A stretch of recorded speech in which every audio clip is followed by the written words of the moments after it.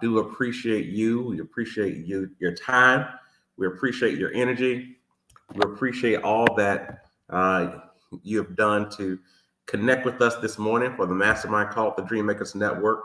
It's always exciting to have these opportunities to share and connect and be in a situation where we can take a step back and kind of remove ourselves from all that's been going on all week, all that you have planned even for today, and are able to just prepare your mind and your spirit for personal development, and personal development from the standpoint of you pursuing the things that matter to you, being much more intentional around your goals and the things that you've been working on, the things that are very personal to you, that are specific to your unique journey in this life. And it doesn't matter how young you are, it doesn't matter how old you are.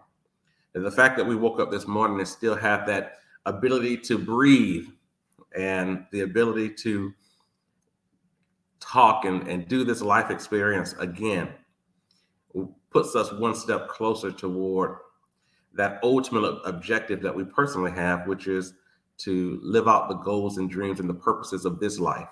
And so just very excited to have you on the call.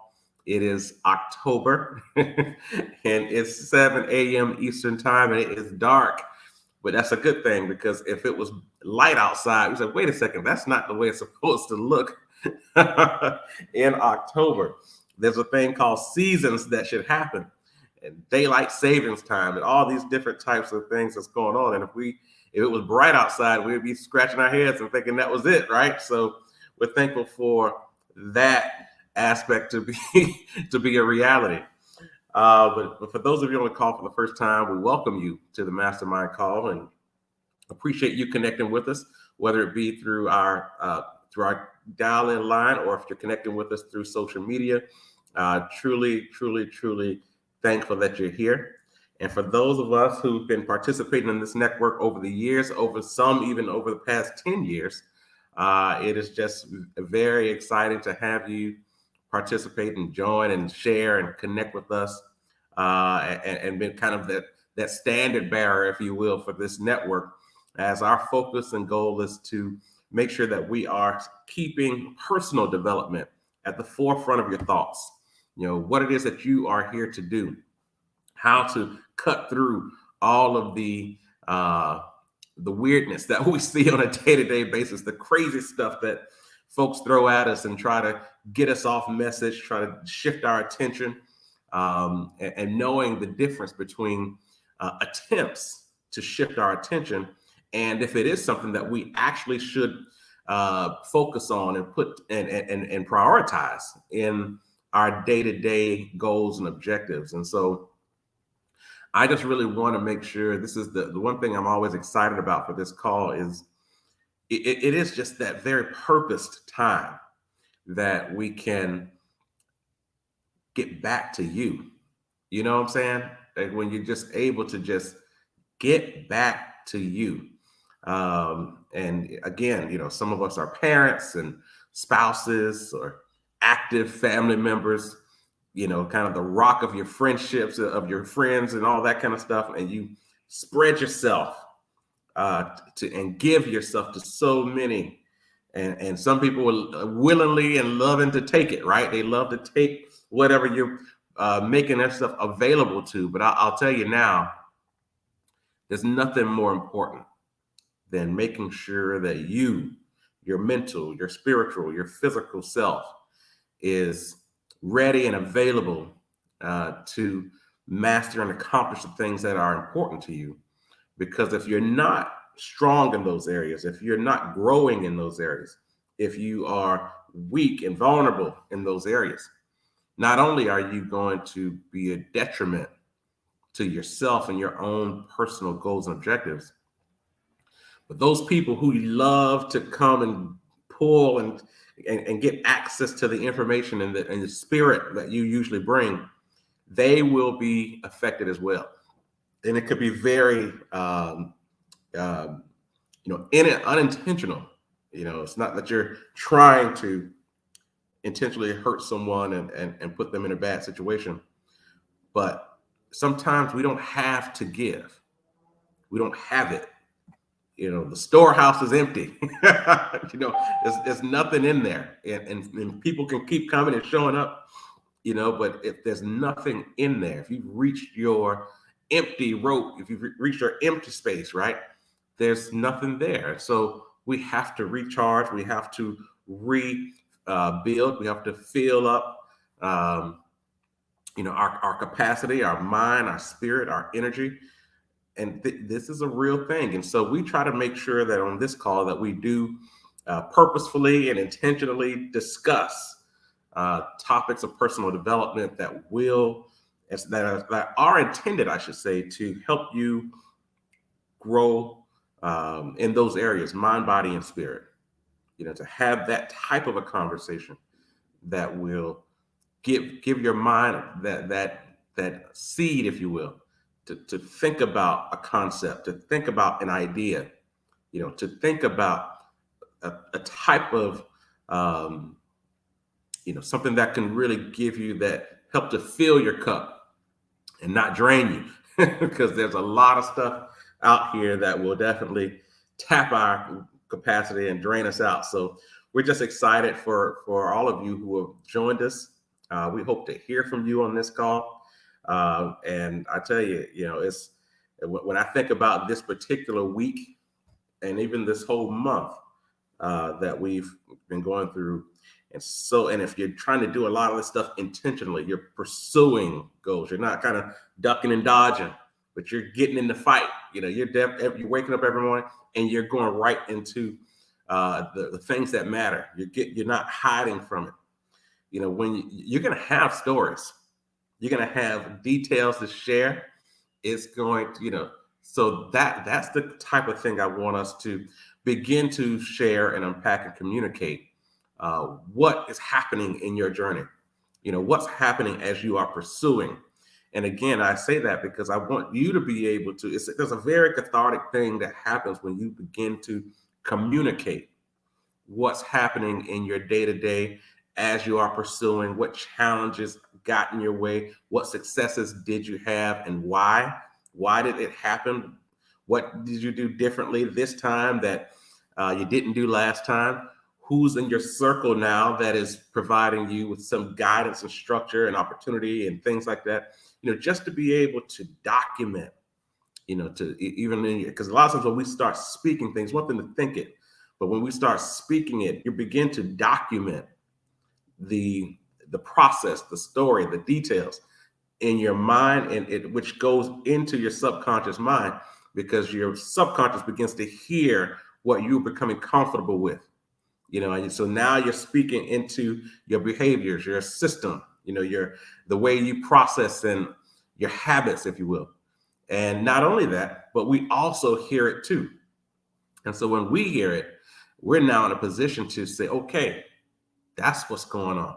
So if I'm out and I hear about something that is in line with what you're working toward, I can now be an advocate. I can be a surrogate for you. I can be kind of an external mouthpiece in a completely different situation, but still representing who you are and what you are pursuing. And so that is, in many cases, the purpose of these types of networks, where we dive in on the topic of personal development, but then we also serve as a network. We serve as a network in your pursuit and supporting you and guidance and connections and things like that. It's just a blessing to have those types of resources. And I was on a call yesterday with a good brother that was introduced to me by someone from the network, and we talk, we learn more. And this is a person who's gone through challenges, has had several issues, has had a bunch of people tell him no, and it was a blessing in that meeting that we had yesterday, where he and I had a conversation a couple of weeks ago. We talked about the details and why people kept slamming the door in his face. Yesterday, we had a great conversation with a resource that I have, and it was no problem. and they were more than excited to invest in their business and support what they have going on. And it's just amazing when you see that happen. The power of the referral, the power of the connection. And I don't want to talk that down. I want to make sure we lift up those types of situations, because the truth is we all have ideas, we all have goals, we all have things that we're pursuing. But if we feel like we're in an island by ourselves and we don't have, if we go out, if we dive out there, who's going to be with me? Who's going to be there to make sure I don't drown, right? Who's going to be there to be that support system? And so, we want to celebrate these types of things. And so, thank you this morning for joining us, connecting with us. I appreciate you. And we look forward to hearing from you on the call today. All right. Well, there's a lot to talk about, I'll tell you that much. This is the time of the year where we begin to prepare for 2023, for the next year. We're not waiting to January and come up with, ideas and New Year's resolutions and all. This is the time to begin to document, to think, to get into your ideas, to understand why, tap into your purpose, and to begin to map out what it is that you are planning. What are your goals for 2023 and why? So one thing, again, we have to ask the why question. We cannot get away from the why question, because that is what keeps you on message relative to your personal objectives, and not somebody else's big idea and they would love to have you be a part of it. And it sounds great, but is it for you? Is the objective. And so we want to make sure that as you are thinking through next year and the goals that you want to organize and begin to pursue and accomplish, we want to make sure that it is something that is very specific to your journey, to your plight.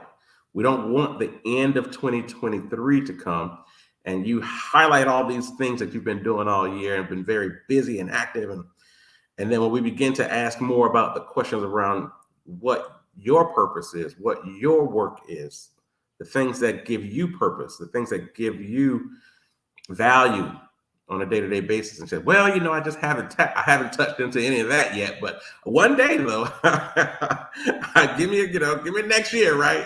So we want to call that out now. Like, let's just let's pull that to the side and call it out right now, because we can begin to weave those personal goals into your day-to-day objectives now. And so that will be the topic of today. But I want to, before we dive into that, I want to take a second and open up the call, because I know that, we've gone through a 90-day goal setting challenge over the summer. We have these initiatives that we've been working on. We have all types of things that have been kind of at our back up to this point. And I want to make sure that we unpack, talk it through, highlight. Let's identify some success stories. Let's talk through the issues that are going on. And if you're in a space where you need resources and trying to can make some connections, if you will, all of the different things, upcoming events that are coming up, we want to hear from you, and make sure that we're on message. We know what's going on. We are in a position to support if possible. But also, I think it's just always great when you're able to kind of document your story, document all that's going on. Before we dive into the topic today, let's talk through what's been going on up to this point. So we'll take a second and we'll open up the call now. And for folks who are on social media, feel free to leave in the comments section, or you can connect with us live, but we want to hear from you. So we'll take a second and open up the call now.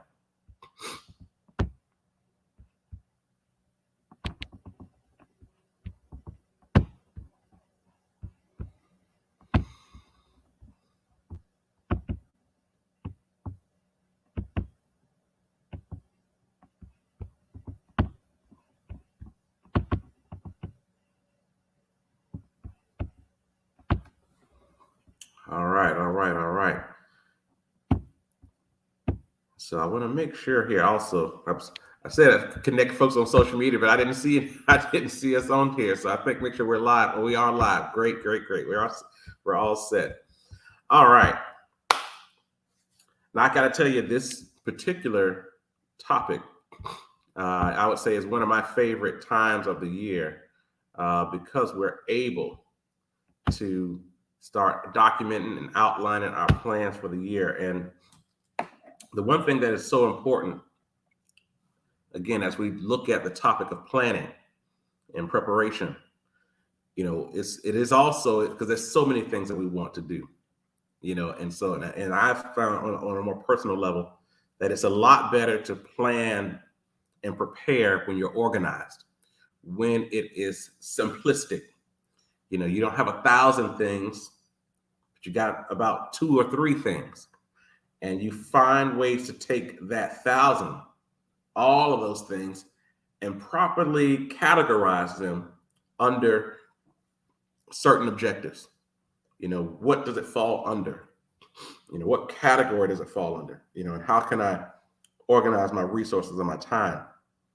But before we get into any of that, we have to ask the question, what is your purpose for 2023?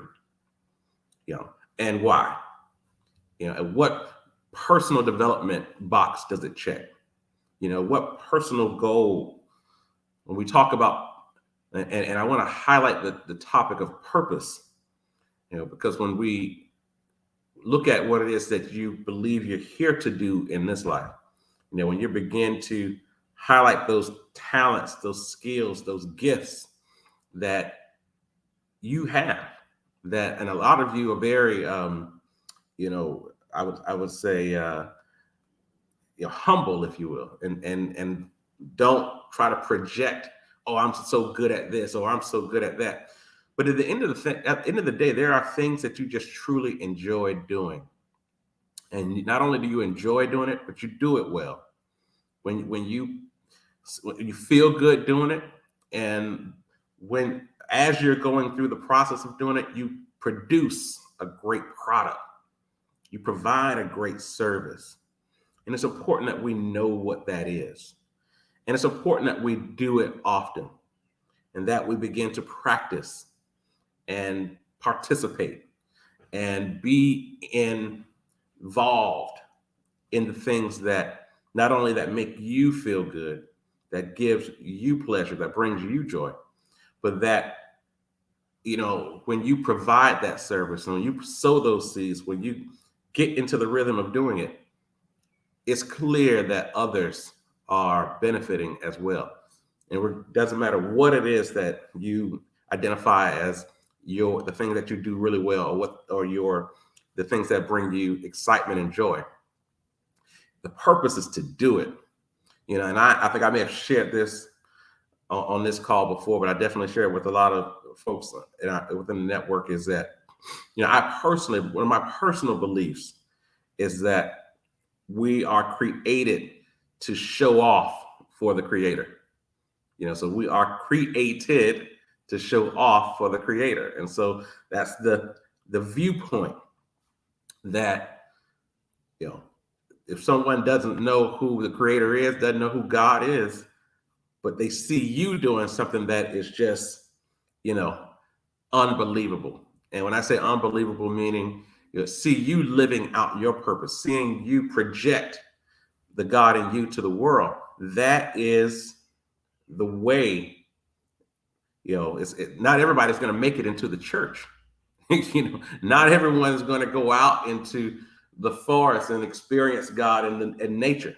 Not everyone's going to go into these organized, types of environments where you get a chance to learn about the Creator. That's just not everyone's access. So you have to be that representation. And when that is the case, now we're all given these unique gifts to go out and show off for the Creator. We all have these different things and it's clear when people may have said it to you before. It's like, oh wow, like you can see when she's at work, You can see when she's motivated, excited, and doing the thing that matters more than anything else to her, because she's flowing. She's in a vibe. You hear that? Oh, she's in a vibe. He's in a vibe. He's rocking. You're in that space, and it's important for us to know it, to document it, to own it, because this is part of our work, to be able to know what our gift is, know what our purpose is, and be consistent with that. Because when we're consistent, then now we're going directly into the world. We're going directly out to show off the greatness and the beauty of our Creator, and how we are able to show off for God and the things that we do. And so I want to make sure that we begin there, because it's, again, before we start talking about career, money, family, all these various things, we want to start with the fact that if we're purpose driven and we're doing the work, we're showing off, we're allowing ourselves we're allowing God to show off through us. That's the way I kind of think about it. Am I in the right space, mentally, physically, emotionally, to be a vessel where God can just show off? And what does that mean in terms of your personal goals?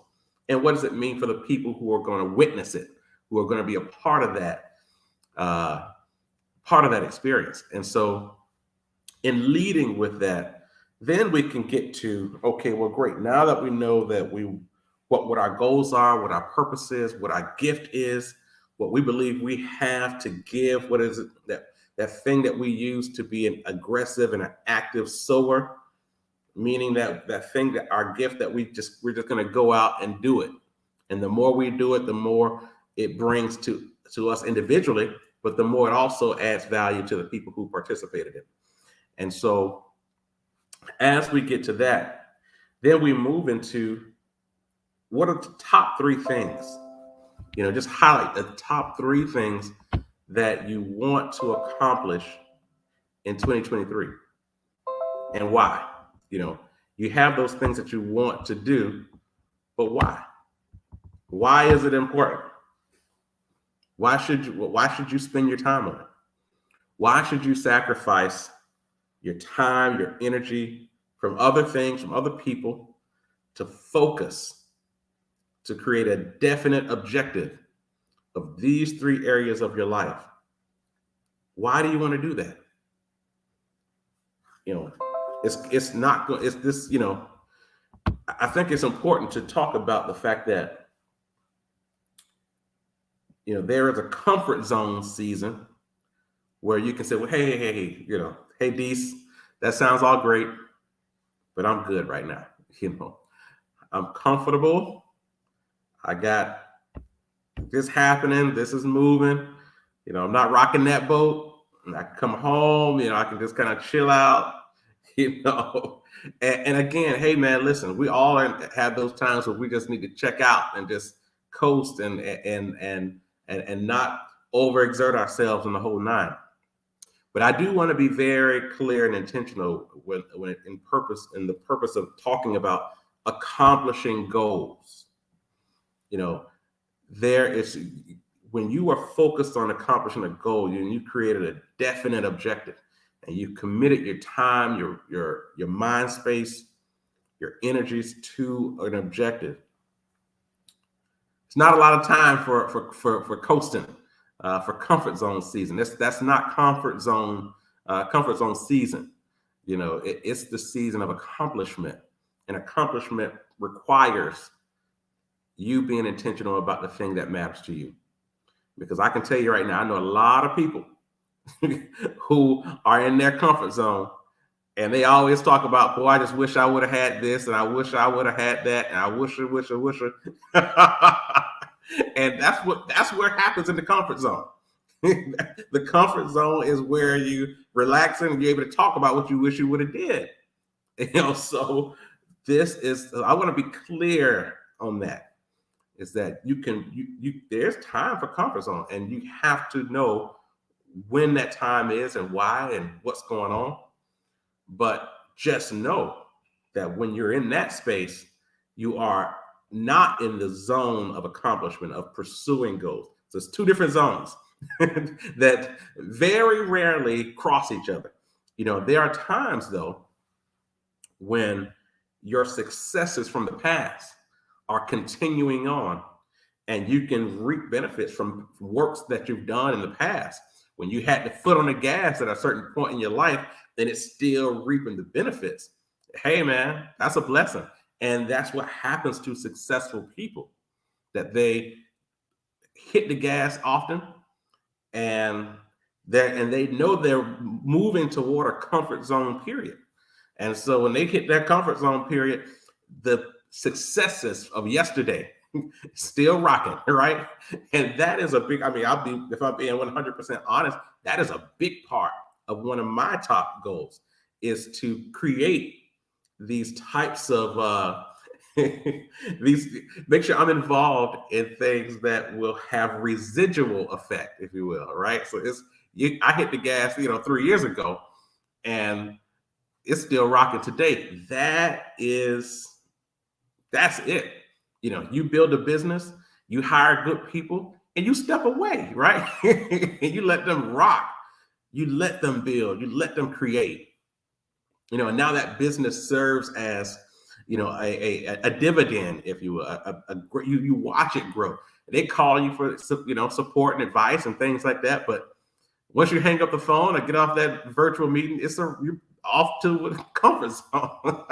So yes, that happens. And if you plan right, you can structure comfort zone into your plan. But it is not the time. And I tell you, a good time to get out of comfort zone, a great time to get out of comfort zone is when you start saying, man, I wish. I wish I would have done this. If I changed this around, I could do that. That means you're getting yourself ready again mentally. You're getting yourself ready to get back in the game. So just want to point that out. You can prepare for comfort zone, but you want to sow some heavy seeds, go deep, make sure you're planning properly so you can have some of that. Well, the stuff I did a long time ago is still paying off and adding value to your current day. And so this is something to really focus on. This is something to really organize and get your thoughts together on as you focus on the fact of I'm pursuing the things that truly matter to me. And by any means necessary, we're going to get involved in this. Most people will look at their day to day and say, I just got too much going on. And my first question is, how's that working out for you? I got so much going on, Dees. You know what I'm saying? I got so much going on right now. I don't have time. Okay, great. How is that working out for you? Are you still upset? Are you still frustrated? Are you still broke? Are you still all of these various things? If that's the case, you need to cut some of that stuff out. Because some of that stuff need to go. You know what I'm saying? If you're not in a position where you're seeing that progress is happening in your day-to-day, but you're so busy. You're so busy and involved in everything that's going on, and none of this stuff is really helping you grow relative to the things that you set out for yourself. You need to cut it out and replace it with things that will add value. If you're busy doing stuff that's adding value to your goals, you're seeing your bank account increase. You're seeing your relationships become much more fruitful and people you want to spend time around. You're seeing the relationships that you have with your family, with your parents, your spouse, your children, your siblings, all of that, things that matter, that they're getting better. If you're seeing that happen, then you got the right stuff going. But if you're busy and you're frustrated and busy, no. I tell you, and right now, folks, we're in active transition. I've moved from Maryland to Florida, and folks see me and they're like, man, so what's going on today? I'm like, I don't even know what city I'm in right now, man. I'm just like, but I'm not complaining because we got the foot on the gas. Right. And so the stuff that's happening, is at some point in the past, it was an idea in my mind. At some point in the past, it was an idea. You know, it was like, I wonder if we did this, and that, what would happen? So if you're busy, active, connecting the dots to make what you saw in your mind reality, and now you're actually in that space and you're just making it work. Hey man, I'm game for that kind of busy. I'll be that kind of busy for the rest of my life. You know, if I check out doing that, what other ways there to go, right? You're doing the things that you have created mentally in your mind, and now it's becoming reality. And that's the thing. We have to really check and see what are we thinking about? What are we, you know, what are the things that are coming up in our minds? And now if we're spending more time thinking about things that we don't want in our life, that's a big part of the problem. You know, we have to focus on the things that we do want. You know, things that we do want to see happen. That's the reason why we talk about the dream makers. You know, because we are dreaming about a certain possibility, about things that are possible. It may have seemed impossible because you've never seen anybody do it. You don't have any other examples out there of what it is and what it should be. But it is possible in your mind. And that's so exciting, right? When something is happening in your mind, and it is very clear to you in your mind. You see it, it's happening, it's moving, and it's no joke, it's happening, right? The next step is to how do I take it from mind to practice, to reality, and where it's practical. And that is exciting. I'll tell you, that is some exciting stuff to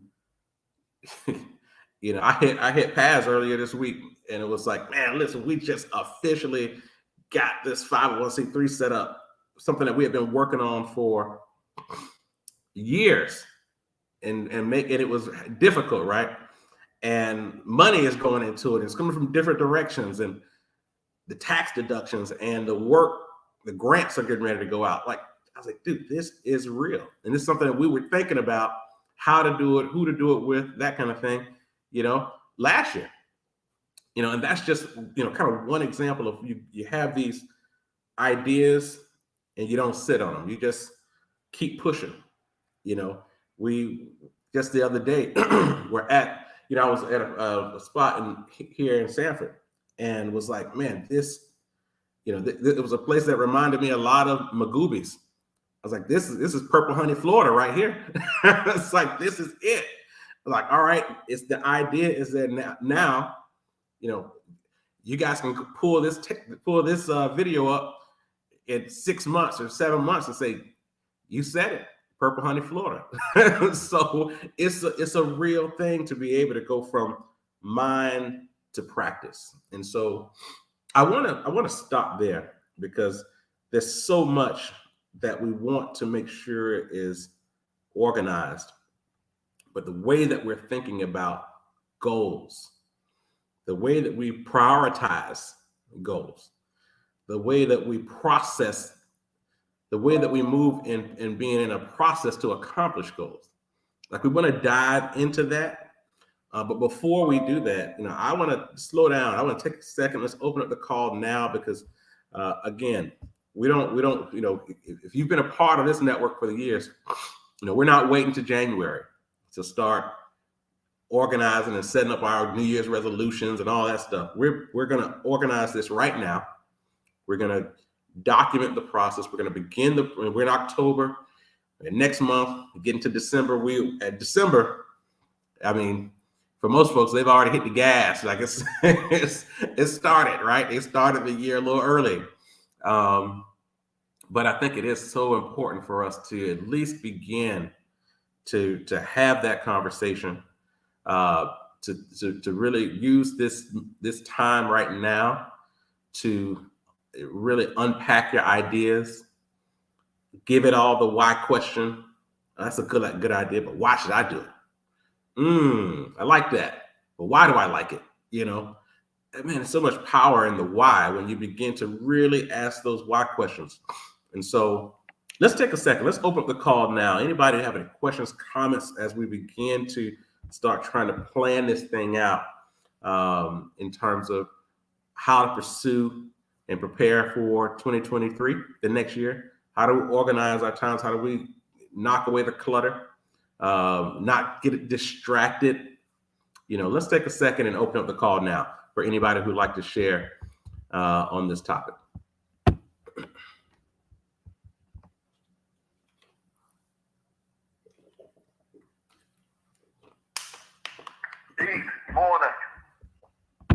Morning. Morning. All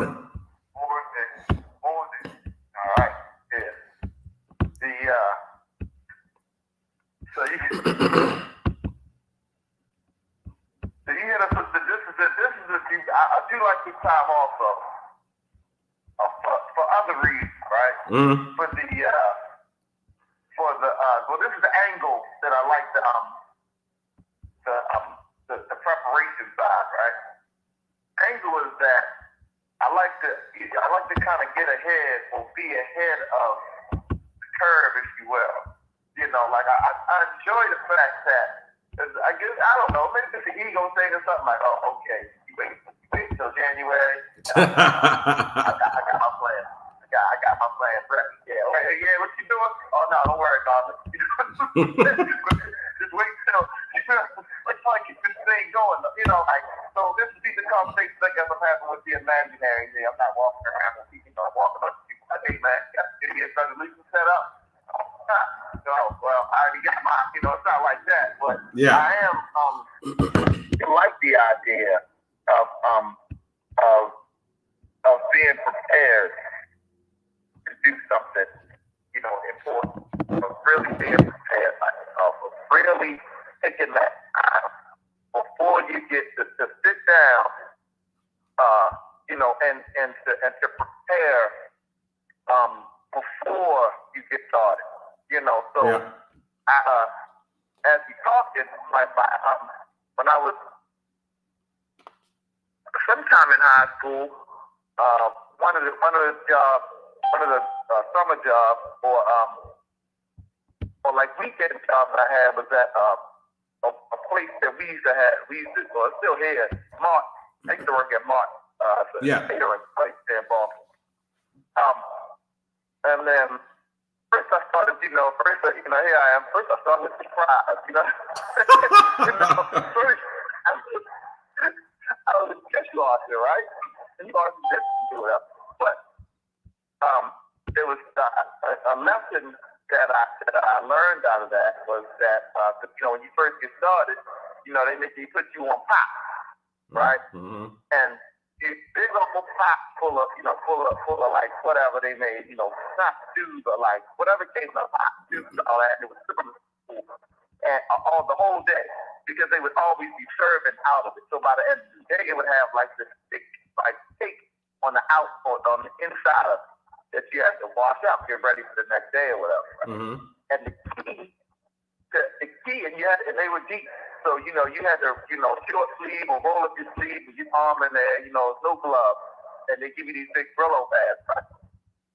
Steel wool, not Brillo, like straight, big thing steel wool, like the size of your actual hand, like industrial. So the key to really getting them clean quickly, but as soon as the thing got done, let's say it ended at 9, I'm like, chef, you gotta dump this. I need to pop. And he put it in one of the containers, and then I could just plop it right in this big thing with this big vat of, not big vat of water, but this big deep sink, fill them all the way up, and then just go start washing my stuff. So by the time I got back to it, and I was finishing at the very end, once I washed all the other, once we washed all the other like plates and stuff, I could go back and just, let them go back on there and just rub the whole thing and just be, clean. It was super easy, right? And the idea of being that preparation mode, just preparing it to be clean, made all of the difference when and I specifically remember because we also used to hire, they also used to hire So it would be me at 15 and like this old and this hardened criminal, like that told dude got to jail. A few times I worked and argued and almost, come to penitentiary style blows with these dudes who didn't want to listen to what I was telling them because me, I'm 15 and and like, hey, if this is the way we do it around here, they're like, shut it, young man. I've been in jail for 7 years. I'm just here for I'm like, all right, well,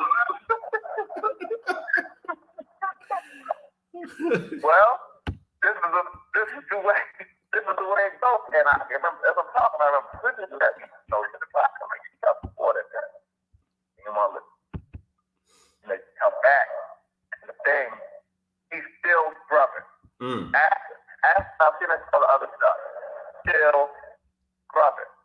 So when we left, I remember it's so vivid too, these things that happened. And that just popped into my head just now. He was talking, as we were leaving, he was like, yeah, I should have put water in the pot. Yeah. Now, he was a real tough. I kind of just, I didn't brief on him. He said, no, I just moved wrong. He's a real tough guy. Tough guy. So I said all that to say that the idea and the concept of preparing before you begin, like proper preparation, really makes things, really makes it go. We can say it in all things. Easy for example, the team that's the best. I know you've been down there in Florida just breathing on every possible high school football game, whatever else you're doing down there, and loving all the college sports and all that. And we just know that the best prepared team, 90% of the time, is really the winning. It's really the winning. So if we're going to try to win 2023, the idea of being really, really prepared to begin things is important, and I like that. I do like to be properly prepared to go in to eliminate at least some of the issues that will come up. You can move through quick. Yeah. Because the issues are still going to happen. They're still going to happen. That's the thing about it. Like the game is still going to go down. The stuff is still going to be on the inside of the box. It's just gonna be there. The question is, if you're prepared, you move through it quick, and then you can get to the next thing. Once you know it, you achieve what you want to achieve, and it's time to prepare for the next thing. But that idea, concept of preparation is, and you bringing it up now, planning and sitting down, it's super important. I had one other thing. I had this client that I've been giving coaching to, saying she was headed to take time away from a business to go on a vacation trip, like one of those big group trips. So the talking about all the stuff you're going to do. I'm gonna get some work done. I'm gonna do. No. That's all you need. And this is the thing that I know you like. That's the thing I like. But all you need. You're not gonna get any. You're not supposed to update your website while while you're on vacation. That's not gonna happen. What you can do is get yourself a pen and a pad, sit down, take some time out, while you're in a quiet house, just write out, plan out, really, write it all out. Write it all out, sit down, take notes on it, eliminate, think about it, and just think about it. That's the best way to start. To begin what you're doing. And I said that because I definitely think that's the best way to start. Planning out what you want to do in 2023. And then as you plan it out, you just apply that clock to it. And then when it's right in front of you there, you start actually applying it. It just allows your mind to be clear, start answering. In the past, I've tried to you got all the stuff in your mind and you think about it. You come up with solutions, and if driving, you're like, oh, I have to do that. Okay, well, I got it all out. You got to figure out by the time you made it to the gas station. Mm-hmm. But then once you get back in the car, to go to your destination, it's gone. Like, you know, it's not gone, but you don't have access to it the way you need. Because everything you do see here, you know, it lives inside your brain. I'm talking to those of us who don't have, you know, God level photograph memory. Yeah. You know, those of us that need to write down, look at, you know, so that pen and pad piece and sitting there, what's the why? Is there exercise. Just two things came to mind as you were talking. I did want to talk about that purpose thing and get some of your thoughts on that, but the voice of the people. I know that every time you bring up the P word, you know, every time you bring up the P word, there's inevitably people who are listening on the line or people who are watching on the live stream that are like, they got the type thing like, purpose. Come on, man. Yeah. I don't know what my purpose is. How am I going to show y'all what's my purpose? You know, I can't be happy unless I got my purpose. Yeah. This is ridiculous. My purpose is pay these bills and not trip my boss up when I go in. That's my purpose. You know, and I achieved my purpose this week. Hopefully I can do it next week. You know, so yeah. I just want you to talk a little bit about, well, you know, whatever your comments are about that plant thing, but then also to put into that purpose piece a little bit. Yeah. You know, for the people who you know, who are thinking, well, here we go with purpose. All right, I'm out of here. You know. Yeah. So that's real. I mean, you know, I think the way I try to think about this is that, you know, there is success is a real thing, you know, and it's different for different people. You know, there's some people who are here faking, you know, and they try to make like they got it going on, you know, and they got stuff that's happening, and then when you kind of get a chance to get intimate with those people, and you realize, yikes, there's a lot of, you know, there's a lot of lipstick on a pig going on over here, you know,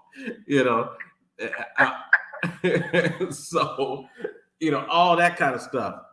But at the end of the day, though, we all know people who, you know, who are comfortable in their own skin,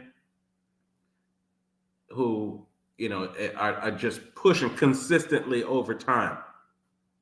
And then even in every arena, you see, even in business, you see the people who win in business. At your job, you see the people who are doing great and they're kind of leaders at the job, you know, in the community and things like that. And so some people are just naturally talented, and then they may not have like a purpose-driven agenda, but they're just lending their talents to what it is that they do every day. And they do that every day. You do that consistently enough, you know, you're going to pick up some wins. You know, who knows what their heart is like and what if they're a good person and all that kind of stuff. You know, but you know, you lend your talents, you're gonna win.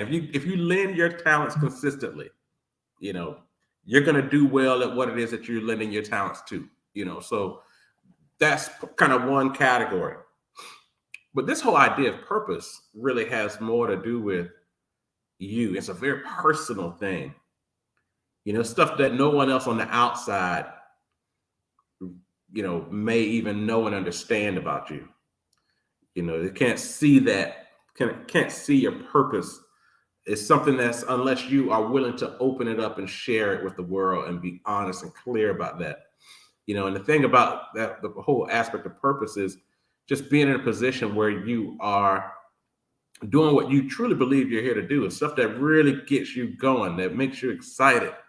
You know, the things that, and I should say, and we talked about this before, it could be one thing that makes you happy. It could also be things that you're willing to do that makes you mad, and that you know, I got to stop this. You know, I'm kind of on that side of like, you know, I have these conversations with a lot of Black folks on top of that, right?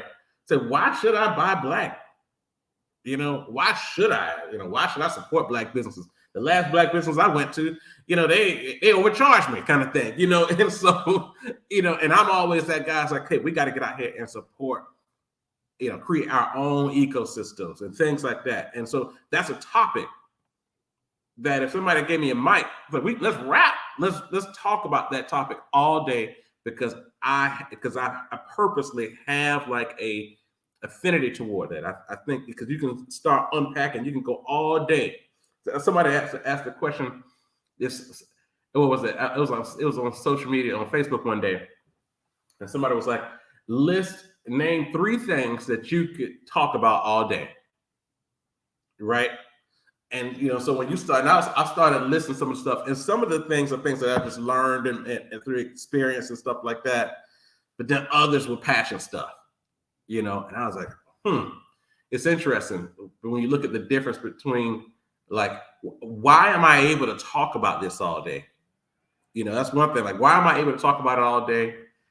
Because I either have this innate passion for it, or because I've been a student of the topic, and because I'm a student of the topic, I can break it down and that kind of thing. I may not be passionate about it, but I got the information, and so it's good to be able to do kind of a self-inventory of yourself to say, what are those things about you that you have energy for? You can talk about it all day. You probably do already talk about it a lot. And how can we use that intentionally, in a way that's going to go directly toward the things that you want to see happen in your life? And so that's a tool. It becomes a thing that you just kind of thought was, hey, this is just what I kind of do kind of thing. Now becomes a tool. Now becomes a resource.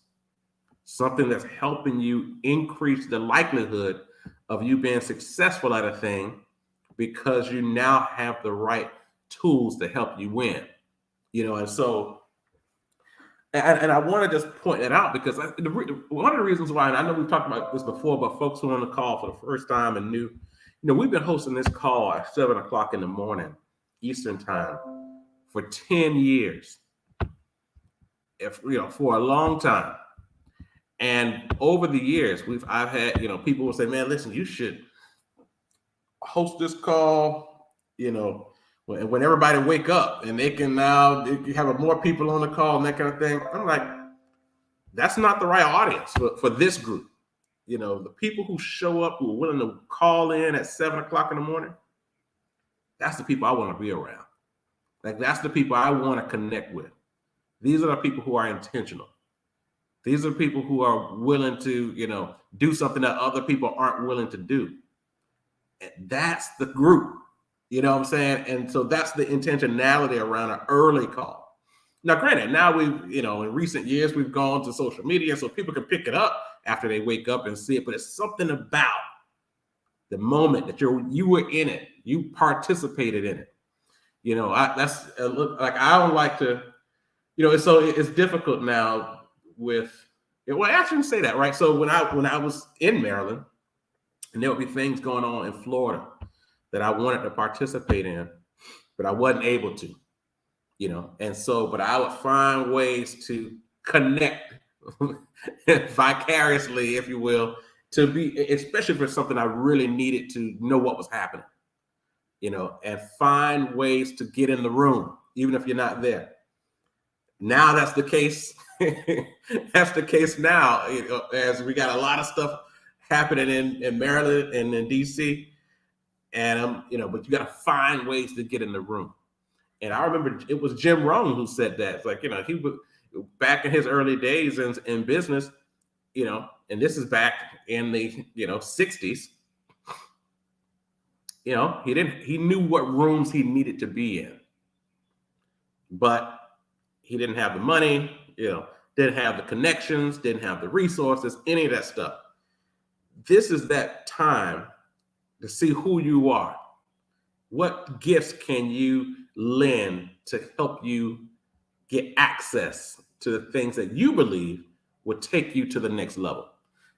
And, he just showed up, parked his car way down the street, was able to say a couple words, that resonated with what was happening.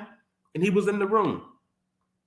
And at that moment was in the room. And once you're in the room, Now you work your magic.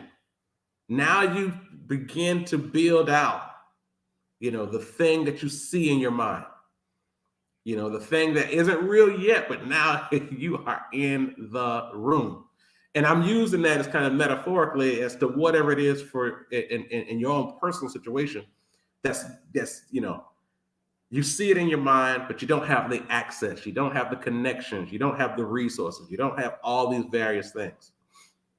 And I keep going back. I go back to that. And Paz, you actually know, you introduced me to this brother. The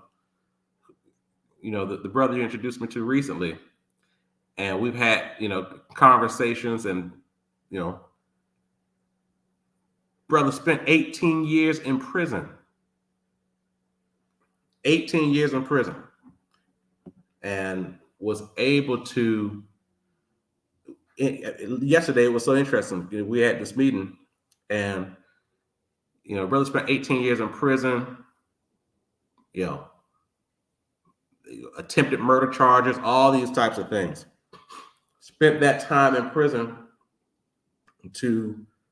he made a decision to say, I'm just going to spend this time bettering myself as much as I can with the access of resources that I have available to me. And got the GED, got the certifications, all these various things that you would need to do, with one day saying, one day I'm going to get out of here. And when I get out of here, I'm going to have all the credentials I need to go do the things that truly matter to me. And to hear this brother yesterday kind of outline the story, because you get out. So here, I'm going to kind of take you through the process here a little bit. And Paz, I don't know if you know this entire story, but to go from, I'm spending 18 years in prison, went to prison when I was 16 years old, get out in my 30s, now not knowing if I'm going to even get out of prison. They may make up a reason why I got to stay in here, right? Gets out of prison,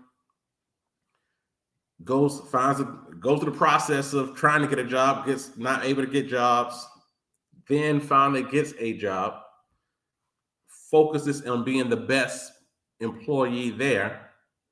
While going through that process of being a good employee and learning the business, decides, what, I can do this.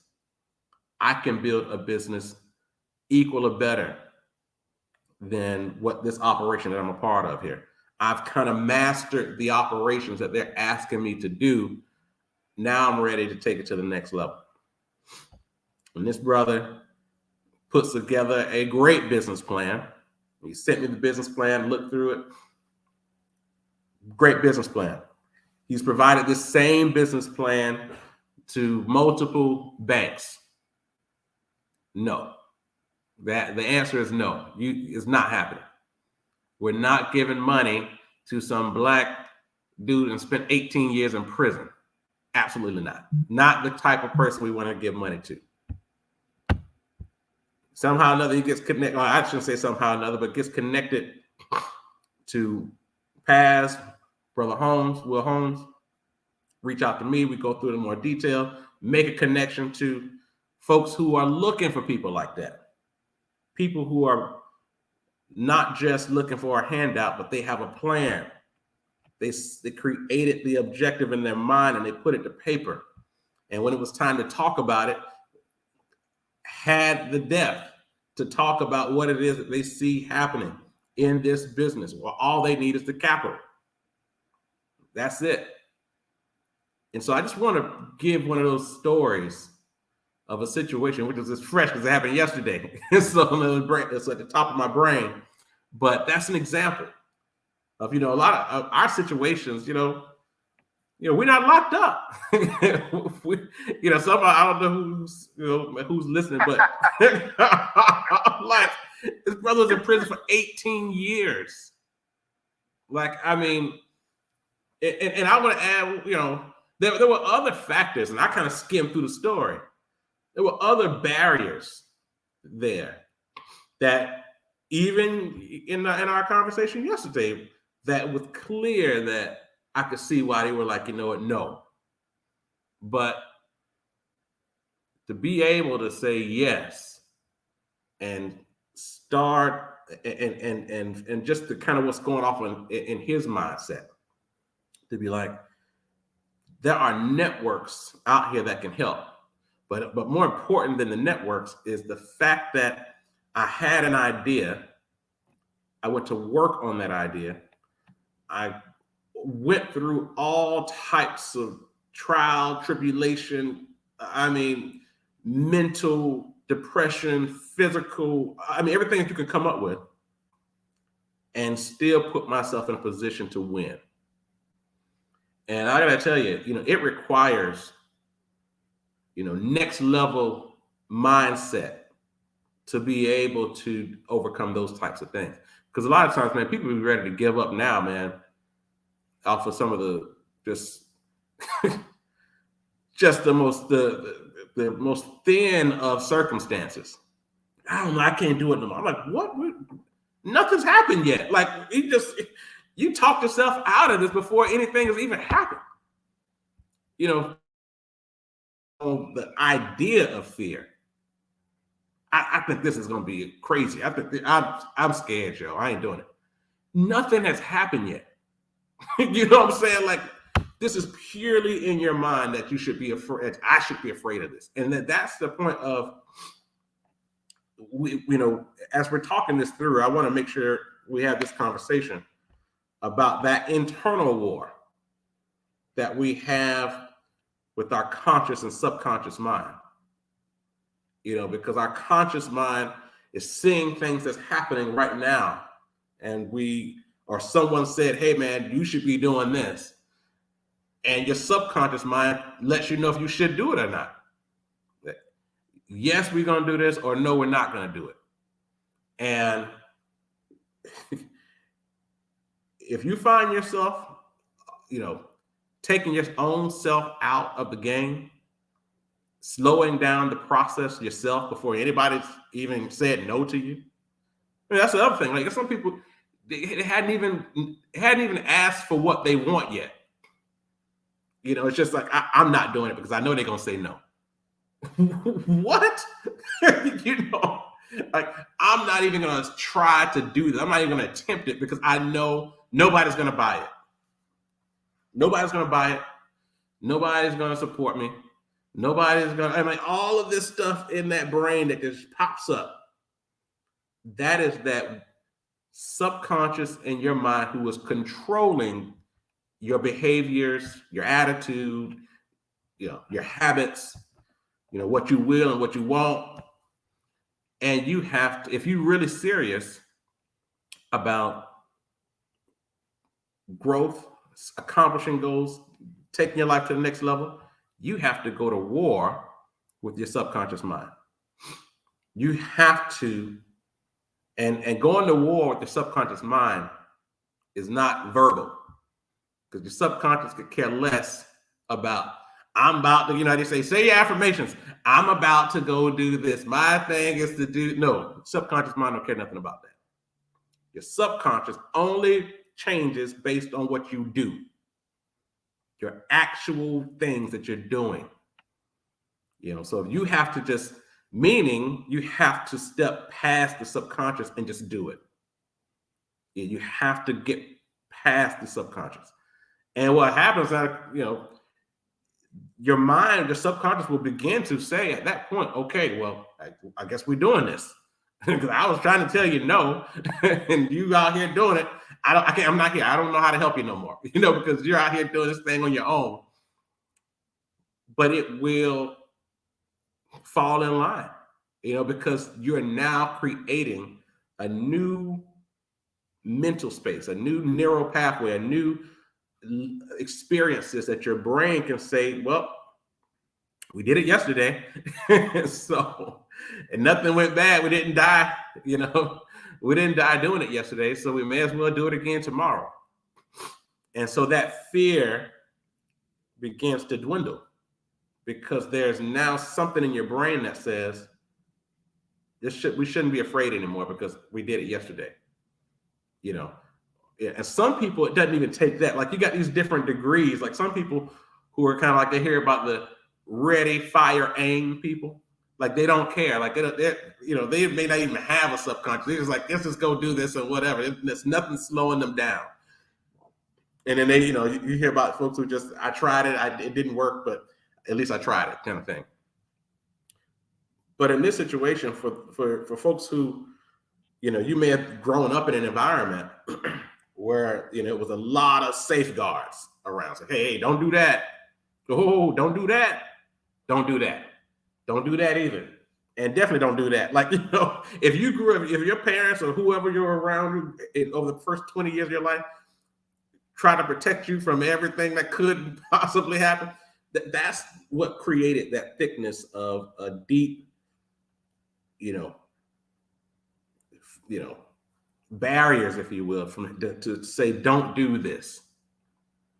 But if you grew up around people who were just risk takers and they were out trying stuff that they shouldn't have been trying, like, just out there, you don't have that, so you may feel, you don't have that kind of going through that mental turmoil before you start something new, so it's just being able to understand why things are the way they are. Why is this the situation? Why do I go through this and others don't, and that kind of thing. So, but it's important, as we're talking about building out your top 3 things that you're going to focus on in 2023, identifying what they are. But I think it's just important for this conversation to be prepared, because the whole concept of having a goal means you're about to try something that you don't have right now. Like you're about to try to increase your situation. You're trying to add in something new when your subconscious is going to be like, we're good. Like, we're okay. What are you doing? Like, I told you don't do these things. You didn't do it. I allowed you to do certain things. We have that. Why are you trying to rock the boat? So there's always going to be a conflict when you start pursuing new goals, because that goal, you're talking about a goal, meaning I don't have it, and I want it in my life. How do I bring that into my life? And, so I can increase, because there's a reason why you want this new thing in your life. And so just know that when you make that decision, there is a conflict between your conscious mind that wants it and your subconscious that is just trying to maintain what you currently have, and say, we allowed this, so don't rock the boat. So I just want to talk that through, because it is definitely a real thing. And unfortunately, we all know people like this who early in their years, it could be their 20s, in some cases it could even be the teens, that they attempted something and they went their whole life and died and talked about what they attempted and never attempted it again because of an experience that maybe fell right in line with what the subconscious said. This is why we don't do these things. I tried to tell you, this is why we don't do it, because this happens. And it could be anything. We hear a lot of times, in marriage, this is why we don't get married, right? We got our heart broke. Remember when you're 15? Yeah, I know you're 55 now, but remember when you were 15, your heart was broken, and we don't do that kind of thing anymore, right? Okay, good. Just want to make sure that's the kind of weirdness that your subconscious and the conscious mind is having back and forth. And where does excuses come from, right? Why is there even a reason to bring up excuses? Because it's something that I was going to do, and I didn't do it. Who gave you the excuse? Subconscious mind got a whole lot of things ready to go. Ready to go. Yeah. Well, I can't do that, right? Because I can't do it because of this. Well, I definitely can't do that because of that. Just a whole line. And that you should let that be a trigger.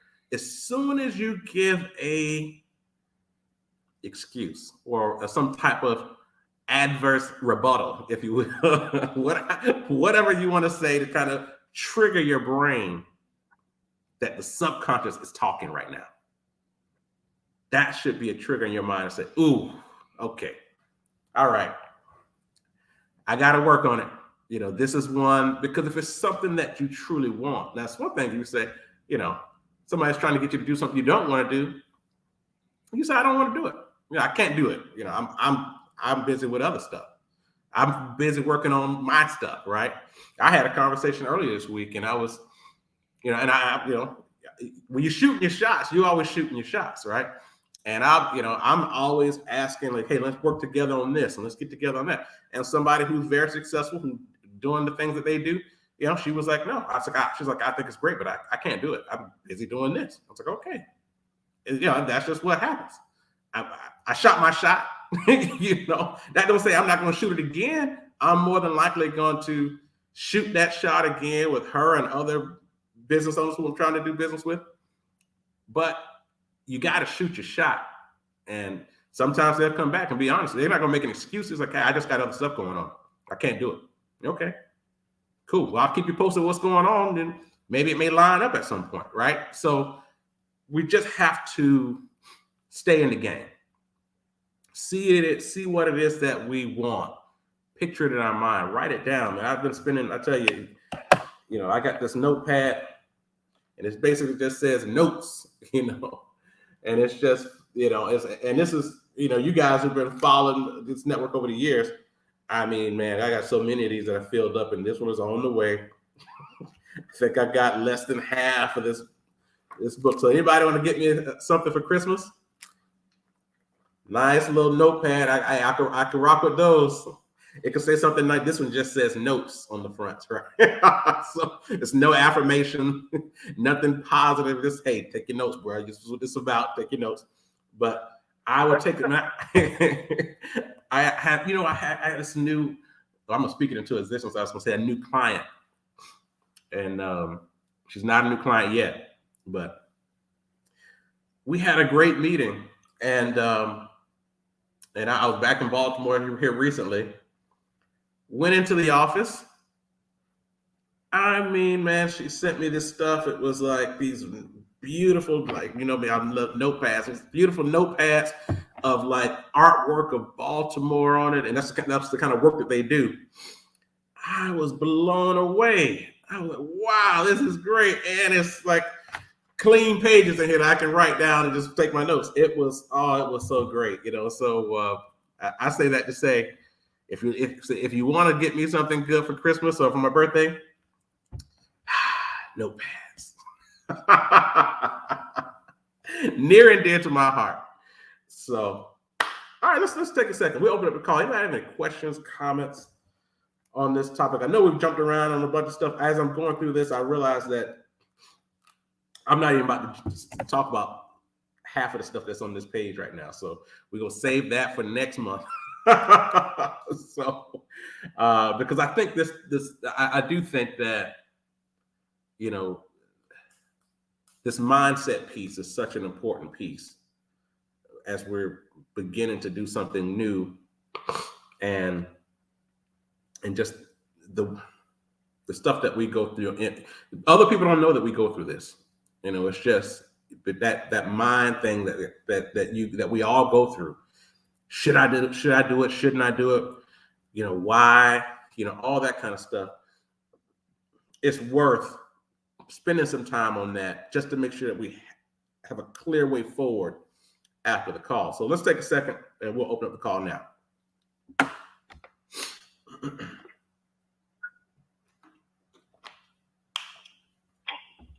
Good morning, everybody. How y'all doing today? Brother Bass, how you feeling, man? Oh man, I'm doing great. Hope everybody else is doing well. Hey man, when you gave the example of the brother who was incarcerated, yep, that made the business plan and is doing well. I think that is phenomenal, man. And so I was also wondering if you could talk talk about an example of somebody who has done well but hasn't reached their full potential. And in there doing well, they have a great salary, family's doing great, but there's so much more that they could be doing. But we just get kind of stuck in our not being complacent and feeling like we're achieving, man. But folks can see that they can just do so much more. Yeah. I mean, talk about that a little bit. I think that's. I think that's us. Especially for a lot of us. When I started, if we go back to the beginning of this network, you basically articulated the demographic of the people who were who all joined 10 years ago, right? We were all kind of like doing our thing with our companies and, rocking, starting families, the whole nine. That was the whole purpose. Like with me, Paz, and Dwayne, when we started this thing, it was, and newly fathers, all of this, right? But we were looking at each other like, this is not it. And I think that's where it all begins. And so it's just one of those situations where, what do you do next? Because, and that's the reason why when you start thinking about your goals, because you don't want to lose what you've created. And so I think that's a big part of when we start talking about the unknown and going into a space where,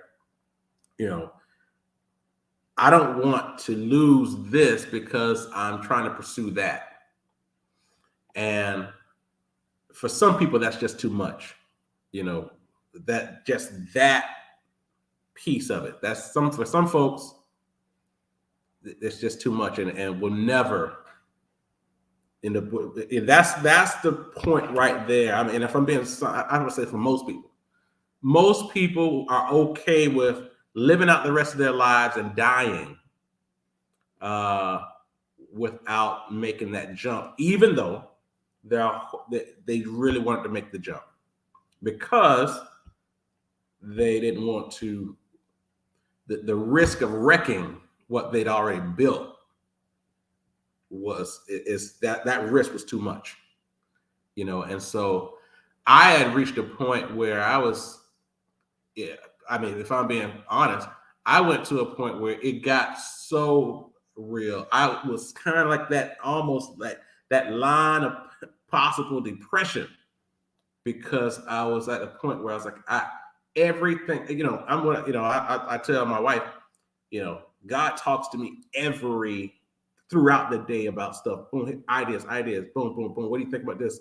And one day I just say, hey, listen, I'm speaking as clear as I can to God. Don't send me nothing else in my brain if you're not going to give me the capacity, if you're not going to give me that willingness to go do it, because it's too much for me to handle. It's too much for me to deal with all these things in my mind that you're giving me, but I haven't felt that push that I need.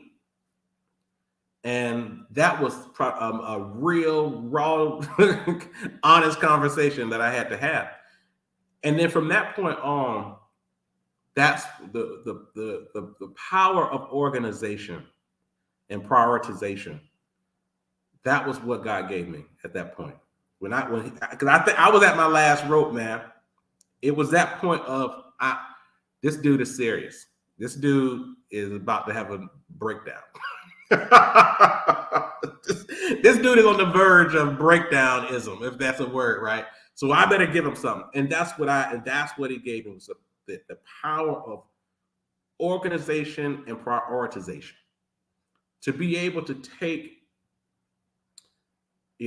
all of that beautiful stuff that I was getting in my head and every day and just, all of that, and do what Jim Rohn says, to cut that beautiful steak up and just cut it up and just have these great pieces, because the last thing you want is a beautiful steak and they just come and take that steak and smack it in the face, smack you in the face with that beautiful steak.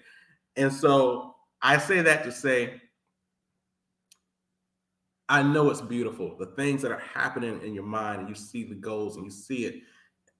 All you got to do is just organize it, prioritize it, and take it one step at a time, and enjoy and celebrate small wins.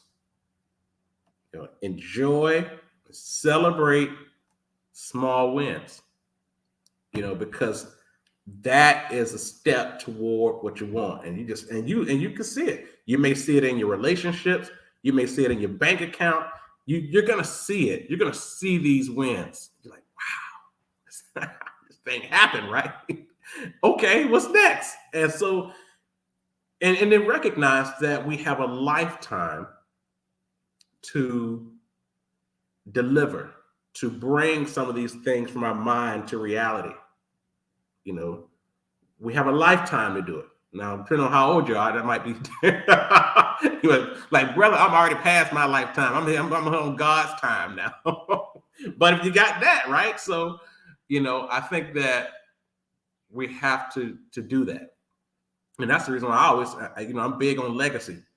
And I figure, if you build something now, and that it's so big, it will definitely, what you see in your mind, you cannot deliver it in your lifetime, then you have to build it that way. You have to build it as a legacy asset to say, I'm building this and I'm already preparing the next generation to deliver the rest.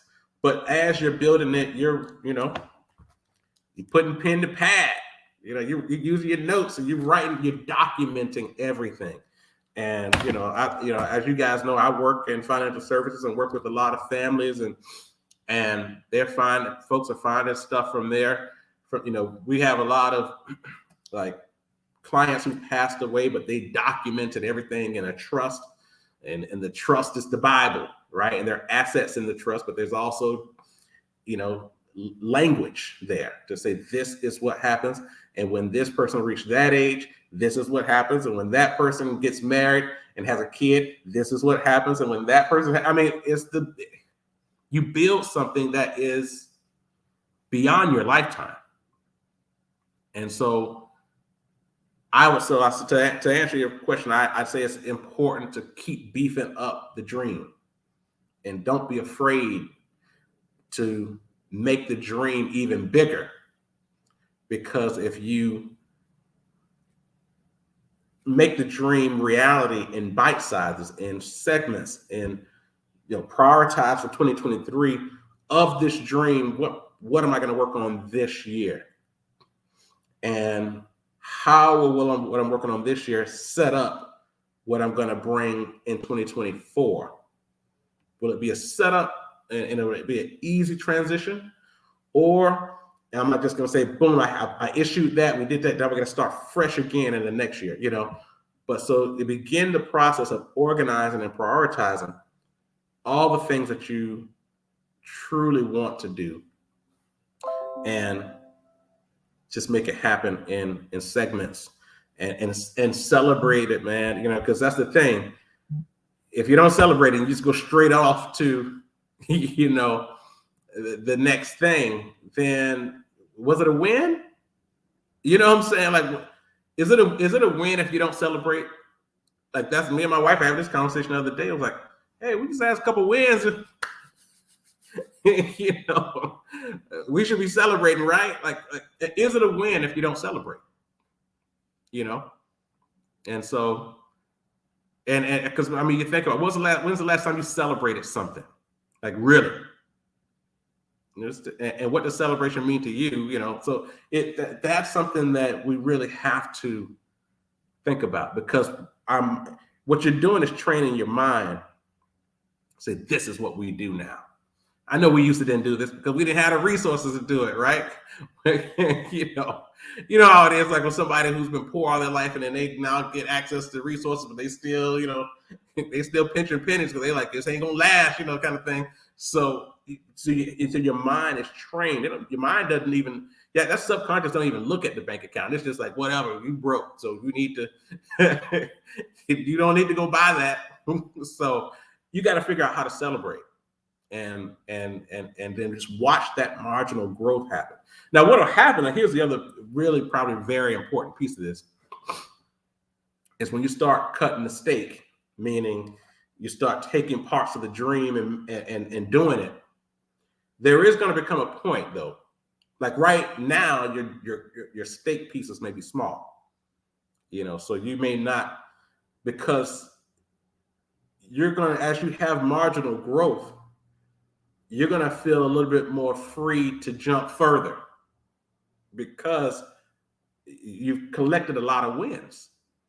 And again, we started talking about earlier, if you push the gas now and create a lot of wins, create, support, like you get this passive income coming in that's really knocking things out, then you're in a situation where you can take a deeper dive the next time than you did the one before, because you feel much more free to do it. It's that freedom aspect of being able to go further next time than I did the last time, because you did so well the last time, and so that's a big part of it when we're talking about planning this thing out. But planning and organization is really what helps big dreamers not go crazy. big dreamers who are maybe risk averse, right? To not completely go crazy. So that's my thought there. I mean, there's a host of examples, but I wanted to try to personalize it a little bit, because that is something that I can tell you was really the core of why we even started this network.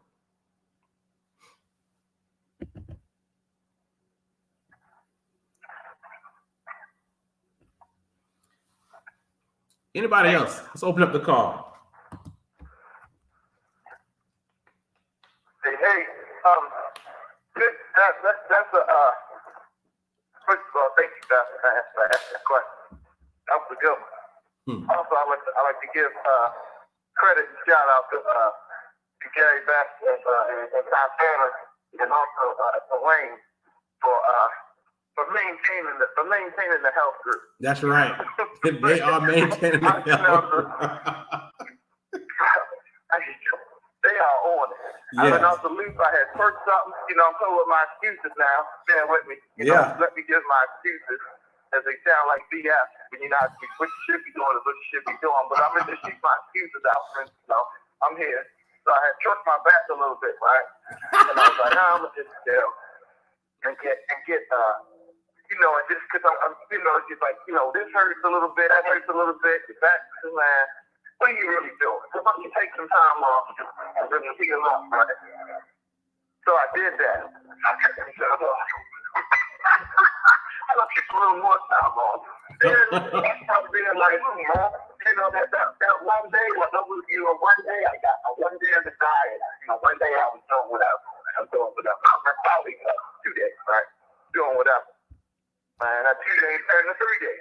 Yeah. Now to whatever day on Thursday instead of Friday. That's whatever day on, I'm looking for my Tuesday. I'm going to say that first piece of a Tuesday, man, I love you. So, I've fallen off, if you will, right? Yeah. As the fact that they are still on the Empower Network, and I'm going to talk about you did the great thing in a second, but I heard that voice, and I see his work out there on the streets, I'm just like that. It's good to have people in the network that are doing it, and you get a real example, and you can say, okay, all right, damn, okay, man, you're going to run 5.6 kilometers, huh? Okay, all right.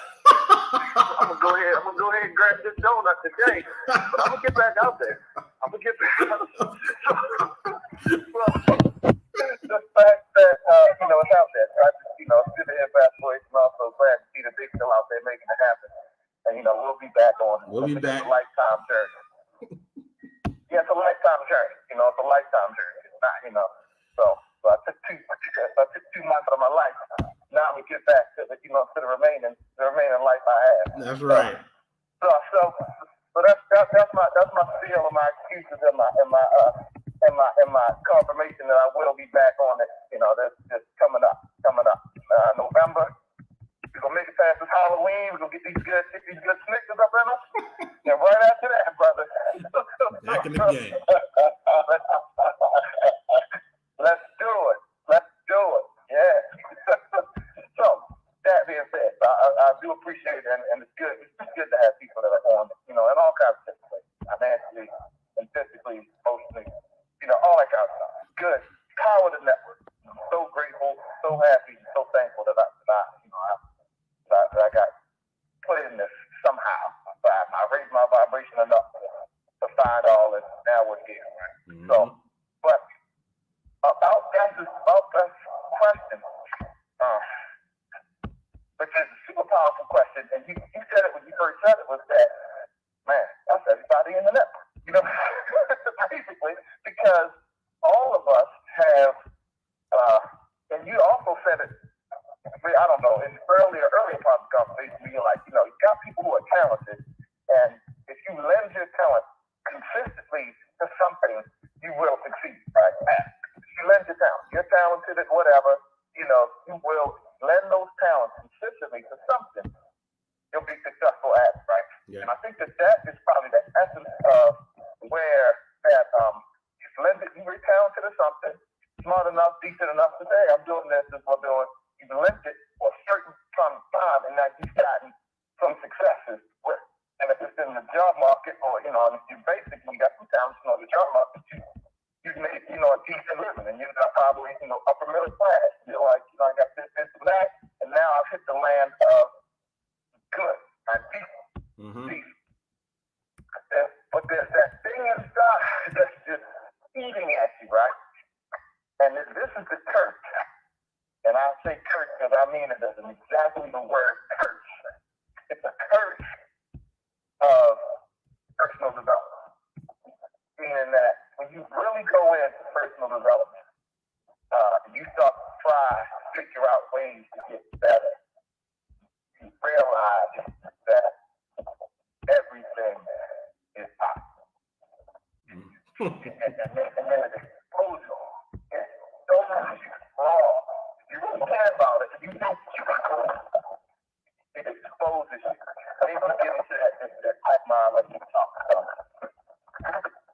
I'm here. I don't want to lose what I have, but I know that I can go in this direction. Yeah. And that's where the fight, fight really starts. And you spend, time in all areas of your life doing that you try to achieve, right? So I asked a question. I'm like, it's a question. That's a concept of asking. And you said something else earlier. About the thing too that's important that gets talking about the certain things is that you have to be able to analyze yourself. Or have somebody analyze. So he said, be honest enough with somebody, about clarity and coaching and all that. So where you're honest enough with somebody to get analyzed, figure out who you are and where you are in these particular aspects of your life versus where you want to go, right? Now, it's easy in physics. Apply to physics. Easy. It's easy to walk in front of the mirror, undress yourself, put your arms out. You know how they take the pictures with your arms out like a key, and then arms out to the side, and then arms out to the other side, and then you show your back. You take those pictures and you can say, all right, this is what I look like. This is where I am. This is what I have to do to do it. Same thing with your finance. It's easy to do it that way, because you can just open up all your accounts, say what you got, look at your credit scores and all that, see what that looks like, and you say, all right, this is good, it's not good, this looks like, all right, here's what I have to do to fix it, right? So, we're all intelligent enough people to know that if I'll be going through that aspect, right, it's a little difficult when you're talking about, the emotional where you are, here's where I am now, this is what happened, this is why whatever, but that's the thing too, figuring out where that is and saying, all right, like you said, I got my heart broken. And when you said 17, that's why I'm not married, or 15. Yeah. I'm 55, and I'm like, this is what happened, so, but, you have to be able to, that's tougher, but you still, to make that self-assessment and say, all right, this is what I am,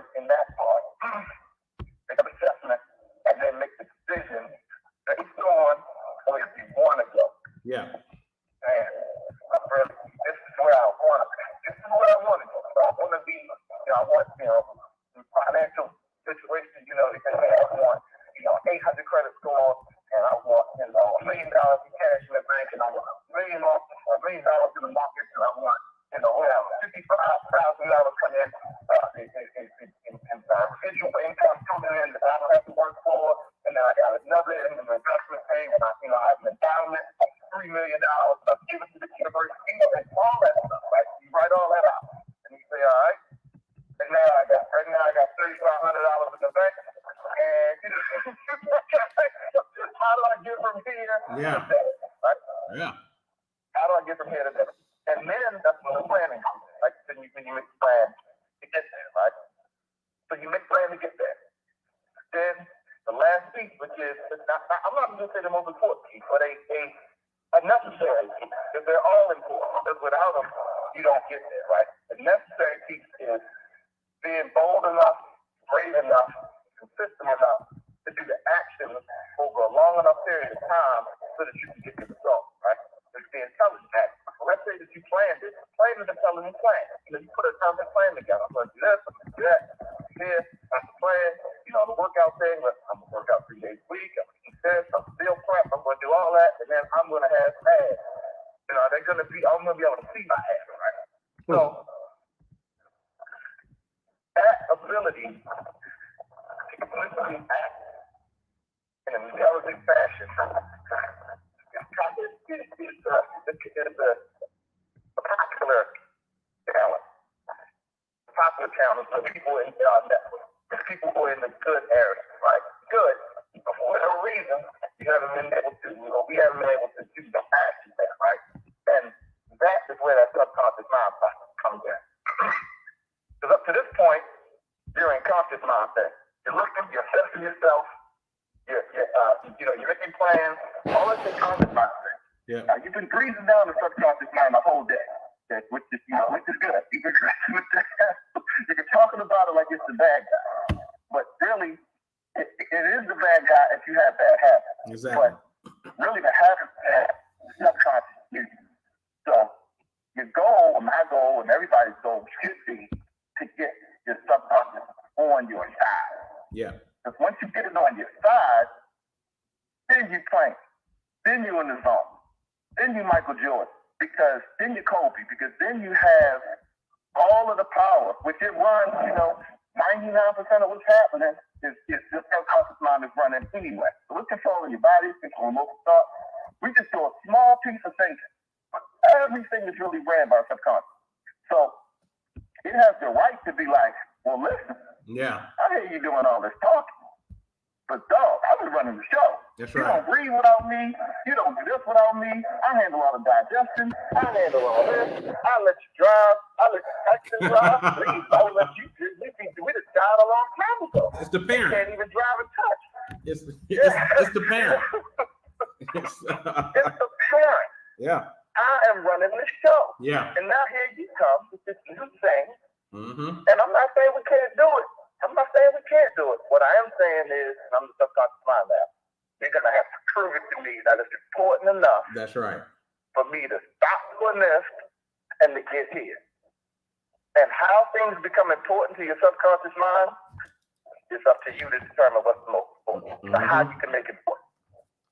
Some people can do it, like you say, through affirmations. Like they just affirm stuff. Some people do it through trauma. Something crazy happens. You get in a near-death experience, and then subconscious, and then you make a change in subconscious mind. Like, all right, obviously you almost died or whatever happened. You got a cat. So now you're going to change this thing. Or you get in prison for 18 years, and the trauma of that forces you to just, you feel me? So, like, that's personal. Yeah. How you can address and adjust, and how you can make your subconscious mind believe it. But once you make it believe it, that's when stuff clicks. And that's really the what personal development is about. Learning what you should do, and then learning how to tap into your subconscious to get it on your side, and then you're good to go. Sounds simple, but that's it. So that was my subconscious mind spiel. But I definitely think if we can get him on our team, he's a powerful ally. That's right. See what happens when he's against you. Yeah. See what happens against you. You wind up, what I'm saying, just very surface, very surface. And I'm glad you said it like that too, because at the end of the day, what we have right now is a reflection we owe to our subconscious, because it's helped us create what we have. We attempted stuff, and then the subconscious say, okay, I'll continue doing it. You know, I'll continue it on. You learn how to drive one time, subconscious says, I'll make sure we drive going forward. You know, or whatever the case may be. Like good part is like when we talk about, you know, the 4 levels of learning. You know, so when you just say, you know, you start a new job and you learn the process and the model, and you know that the conscious mind learns that. Subconscious says, okay, we're gonna do this again tomorrow. We'll keep, as long as you want to keep doing it, we'll do this. I'll help you remember this stuff. You know, and so Paz is absolutely right. So we have to at least, number one, recognize the relationship. And then number 2 is how do we use the subconscious mind to become all that we want? But the part to that is you have to do that. You have to make that initiative to say, I'm going to go try that. And here's why. And build your case. You know, in some cases, you have to almost either have your own big business plan, if you will, ready for the subconscious to say, this is why we're doing it. That's why I'm out here going and talking to people about this stuff, because I believe it. I want this. We need this, you know, and I'm going back again too. I'm going to ask it again, and I'm going to ask it again. And you go back through that 4 levels of learning where you go from unconscious incompetence to unconscious competence. So you go through that process, and we have to know how to make sure this relationship works in terms of anything that you want to see happen in your life, and to also share that same type of communication with the people you're responsible for. You know, so you know your family, children, spouse, you know, anybody who you care about, and you see them going through stuff, and they're, you know, just kind of going through issues with this whole life, if you will. We got to have these types, so we got to communicate that. We're not going to learn this kind of stuff in school. They're not teaching this in K-12. And depending on what you study in college, you're not going to learn it in college either, you know? So we have to educate. You have to go through it, practice. Like my man, Jim Rohn, I keep talking about Jim Rohn because he's been at the top of my brain here recently. But like he used to say, study, practice, and teach. That's the objective. You study, you learn, get the information, you practice it yourself, and apply it to your day-to-day. So you have your own experiences and to be able to share your own stories and not just talk about other people's stuff, but you can be clear about what you did and how you overcame it and what the details of your story. And you teach. You know, you teach this to the people who you care about, the people who you're responsible for. Make sure they know what you know. You know, don't just be, you know, he's the smartest guy in the room, you know, kind of thing. No, you want to make sure that you're communicating this with your loved ones so they understand this information, because this stuff is, you know, again, you know, it's just like I feel the same way about financial literacy, because a lot of the stuff we just didn't learn in school. That wasn't what was taught, you know. So we know what we got exposed to, and we have to be able to share and communicate what else is out there that we could be taking advantage of that we just didn't know about. We're unconsciously incompetent to a lot of this stuff, and so yeah, we're getting close here to 9 o'clock. So I want to just kind of wrap up this, but I want to make sure that after we finish up today, that we are really beginning to think about the relationship that we have with our mindset as we begin to pursue goals. And I think I'm so glad that Gary asked the question the way he did, because that is the piece. That's really who our target audience is. You know, that person who's doing all the right things, you know, taking care of the family, earning as much as you can on your job, you know, but you still have goals. You still have more that you want to accomplish. And some of it may be personal goals. Some of it may be goals that will benefit other people. But the fact is, you still have goals and you still feel like there's more to do. That's our target audience right there.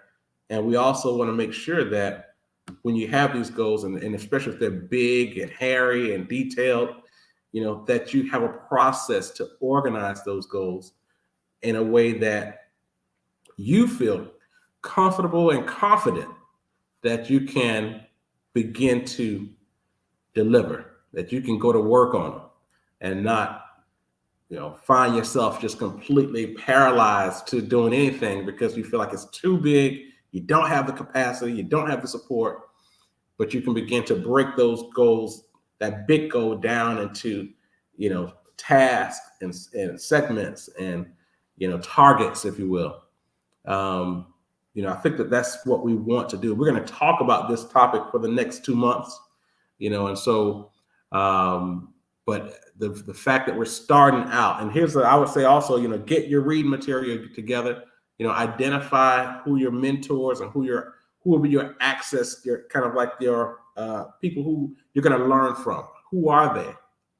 Make sure you have those people like fresh in your mind, that you are able to listen and hear and access and read, or whatever the case may be, because it is a real system. Like, it's a daily, you start thinking about how you're going to, if we have like we've talked about like 90-day goals, but if you have like, if you're taking this big, wide dream and you're going to break it up into 90-day segments, 90-day wins, if you will, and you say, okay, I got a big 90-day win I'm trying to accomplish.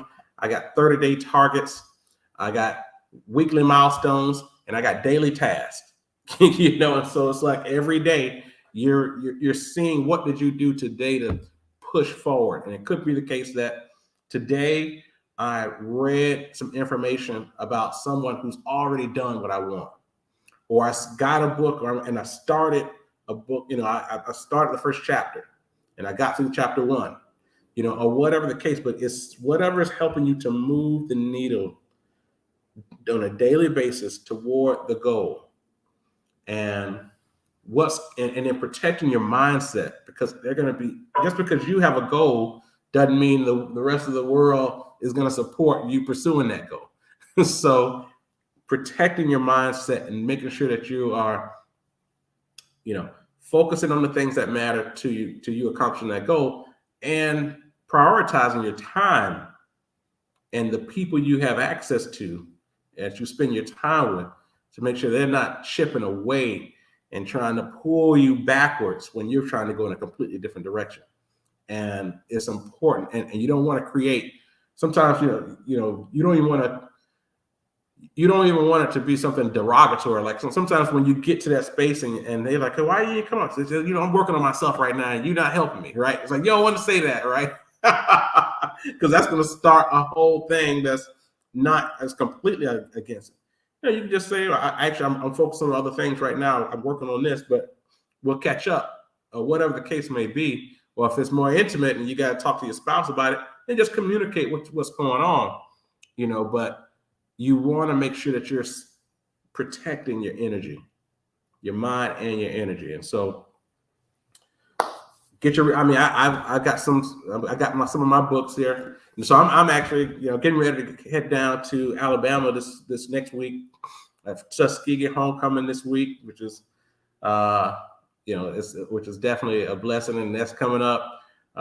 New client meetings in Alabama, which is part of one of the goals that I wanted to build more relationships at Tuskegee and throughout the state. And so that's happening. But, get your reading material together. Most people who know about Booker T. Washington at some point in time read his autobiography, Up From Slavery. Well, there's a new book that came out. I don't want to say new book, I guess within the past 10 years, a book on his life called Up From History by Robert Norrell. Up From History, which is a biography on the life of Booker T. And this one, it's a great, it's always good when people build, they tell a biography, but they give it from a different angle. It's always good to hear these different versions. But it's important to go back. For me, I go back and I dig into people like that, primarily because you look at the circumstances of their time and what they were able to kind of still have goals and ambitions and big dreams that they were working on, and still was able to deliver in their lifetime, but it continued on after. It's good to have examples like that, because if you don't have examples, then you will really decide in your mind that this isn't real, like it can't be done. So you have to associate with people who have done impossible things that are still happening. And then another book that I'm reading right now, which is again in line with my personal objectives, is called The Trusted Advisor by David Master. Trusted Advisor by David Meister. And so, and it's just a great example of, when we're trying to figure out how to carve our own lane. And then in my case, as a financial advisor, there's so many advisors out there. What makes you different? What makes you different? What makes me different from other people? And who's your target market and why? And now that you have that access to them, what is it? What are they going to walk away with that's going to help them and their family and their generations? This example of what we just talked about, of working with the brother who was able to transform his life, and now he's able to get access to capital. That's a space. That's my own lanes. In that way, I'm happy. A lot of times, I will refer. If someone will say, "Hey, I saw you at an event. I want to meet with you. Here's what I'm working on. Here's what I'm doing." And in that process of having that introduction meeting, I can pick up quickly if this is somebody I should work with or not. And if it's not, I'll quickly refer that business, that opportunity off to someone who's a bit more in line with the type of advisory services they need.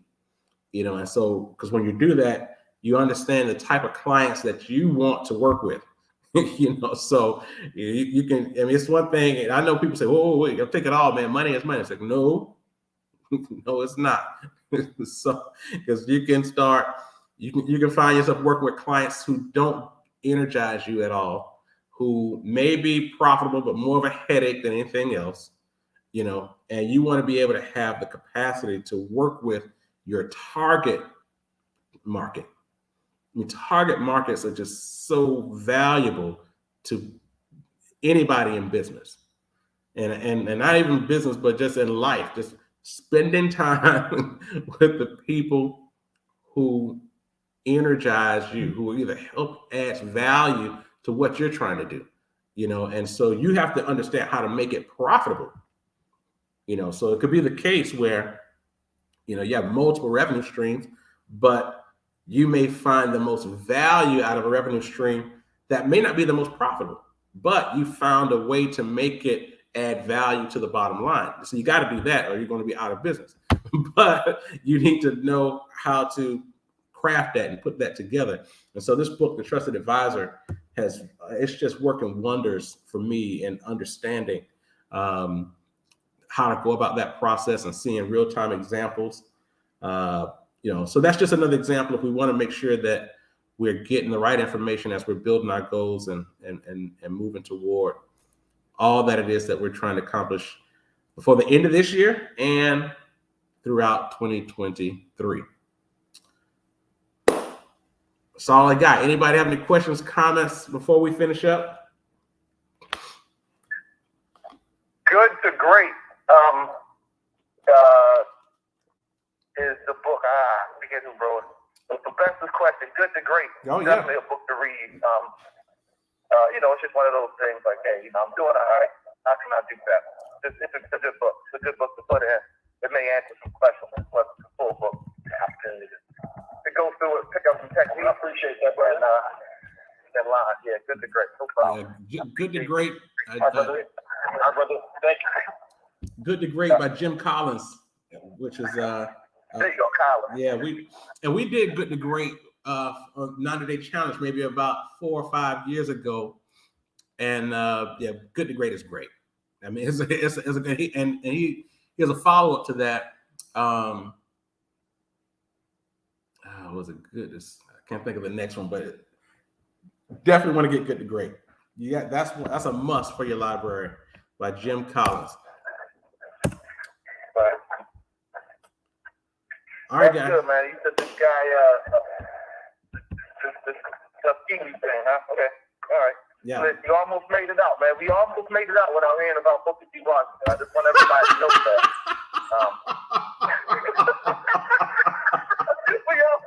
We almost made it.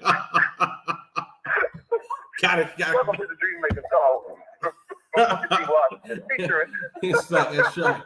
We continue as we can. I'm gonna start saying that, right? I'm gonna start saying. I'm saying, welcome to the Mastermind Call, which is actually a continuation of the legacy of Booker T. Washington.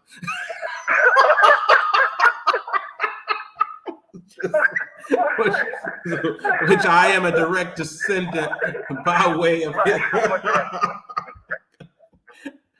Oh man, that actually makes me think about actually we did this. I was at this conference and we did this icebreaker, and so it was like you had to ask, tell something that's or you have to ask a question and you give them 3 different options, and only one is true, and they have to guess which one is true, right? And so mine was, my name is Byron Taliaferro Deese. And they were like, is it true or not? And it's like, well, Taliaferro, like what is it? So that's, and I said, and my name came from Booker T. Washington, because I am a great grandson of, and people were like, I believe it. No, I'm not joking. They were like, everybody was like, that's the one. That's it. He definitely, this dude is wearing like a Tuskegee blazer or something, right? He's definitely, he's definitely a grandson.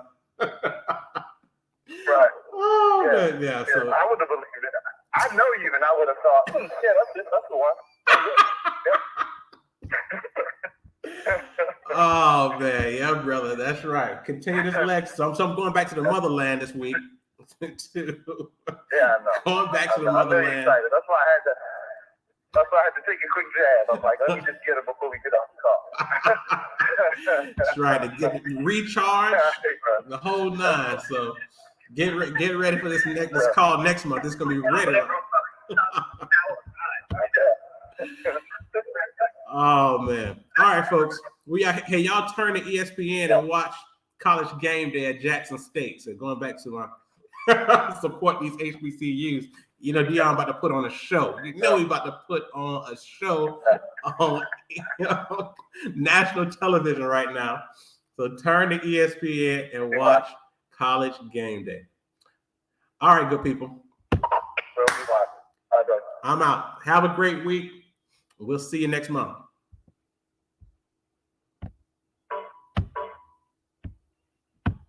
Goodbye.